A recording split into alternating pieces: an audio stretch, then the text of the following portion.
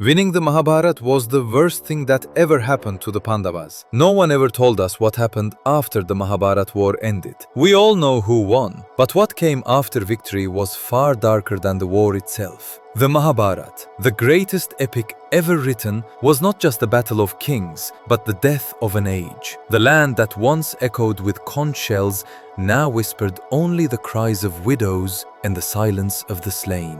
Kurukshetra was drenched not only in blood, but in karma. When the dust settled, the Pandavas were crowned rulers of Hastinapur. Yudhishthir on the throne, Arjuna by his side, Bhima, Nakula and Sahadeva upholding Dharma. But the victory was hollow. The very people they fought to protect were gone. In grief and rage, Gandhari, mother of the Kauravas, cursed Lord Krishna himself. She said, "As my sons died helplessly, so shall your clan, torn apart by their own hands." And the Lord accepted it with a silent smile. Years passed. The Pandavas ruled for 36 years.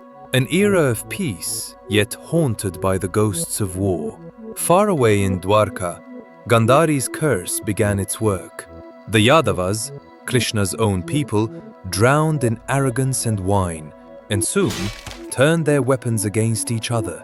Brothers killed brothers, fathers killed sons, and the city built by God himself fell into ruin. When the last Yadava fell, a hunter's arrow, meant for a deer, struck the Lord of the universe. Krishna smiled and left his mortal body beneath a peepal tree. His soul merged back into Vishnu, and with that, the Dwapar Yuga ended. The earth trembled as the age of darkness, Kali Yuga, began. When Arjuna heard of Krishna's departure, he was no longer the warrior who once drew Gandiva with fire. Even his arrows refused to obey him.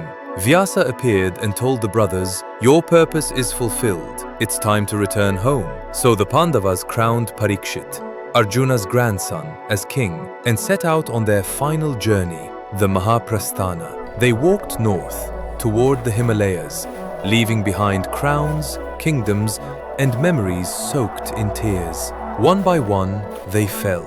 Draupadi, then Sahadeva, Nakula, Arjuna, Bhima. Each fell to the ground, burdened by pride, desire, and pain.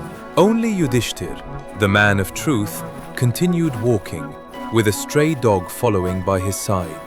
That dog was Dharma in disguise, Lord Yama himself. When Yudhishthir reached the gates of heaven, the Lord revealed his true form. Before granting him entry, he showed him hell, where his brothers and Draupadi were redeeming their last sins. And when their karma was cleansed, the Pandavas were reunited once more in the eternal light of heaven.